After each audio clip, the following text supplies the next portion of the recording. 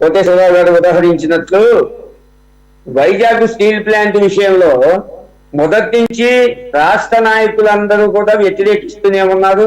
కేంద్రం అదొక పాలసీ తీసుకొని దాన్ని సేల్ చేయాలనేది జనరల్ గా ఉన్న మొత్తం దేశవ్యాప్తంగా ఉన్నటువంటి వ్యవస్థల మీద వాళ్ళు పాలసీ తీసుకుంటే దాన్ని ఆపటానికి ఇక్కడ రాష్ట్ర నాయకులు అందరూ ప్రయత్నం చేస్తూనే ఉన్నారు. ఈవెన్ గతంలో జీవీఎల్ గారు చాలా సార్లు చెప్పారు, అది అమ్మము ఆగుతుందని చెప్పారు. అదే విధంగా సీఎం రమేష్ గారు చెప్పారు, మన పురంధరేశ్వర్ గారు చెప్పారు.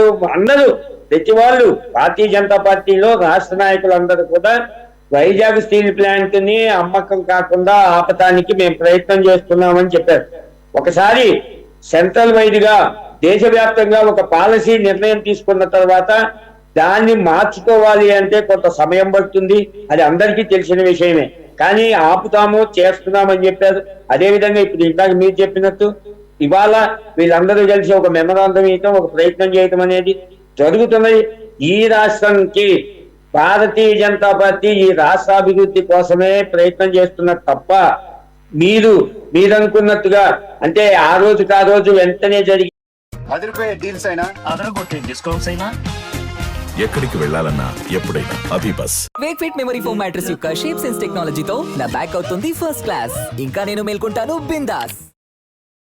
ఇదంతా ప్రాసెస్ వెంటనే కాకపోవచ్చు, కానీ ఈ రాష్ట్ర అభివృద్ధికి మేము ఎప్పుడూ కట్టుబడి ఉన్నామని అనేక పర్యాయాలు మా నాయకులందరూ చెప్తూనే ఉన్నారు. మేము దానికి కట్టుబడే ఉన్నాం. నేను మొదటి నుంచి చెప్తుంది అదే సార్, నేను ఇంకా చెప్పింది కూడా అదే. మీరు దాన్ని చౌదరి గారు వేరే విధంగా అపార్థం చేసుకోవచ్చల్లా. నేను చెబుతుంది ఏంటంటే ఏదైనప్పటికీ ఈ రాష్ట్ర అభివృద్ధి మనకి ముఖ్యం.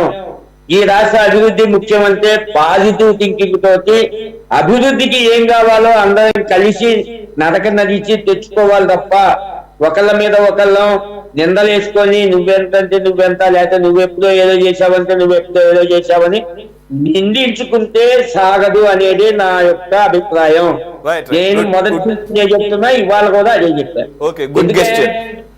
మనం ఈ రాష్ట్రాన్ని ఎట్లా బాగు చేయాలా అనే దానికే మనం తగ్గడం కట్టుకొని ఉండాలి తప్ప నువ్వెప్పుడో ఏదో అన్నావు నేను ఇప్పుడు ఇదేదో అన్నాను అనుకోవటానికి ఇది సందర్భం కాదు.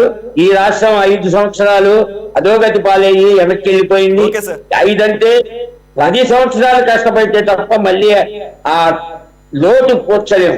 కాబట్టి ముందు మనం దానికి కార్యోన్ముఖులు కావాలి అనేదే నా యొక్క ఇంటెన్షన్.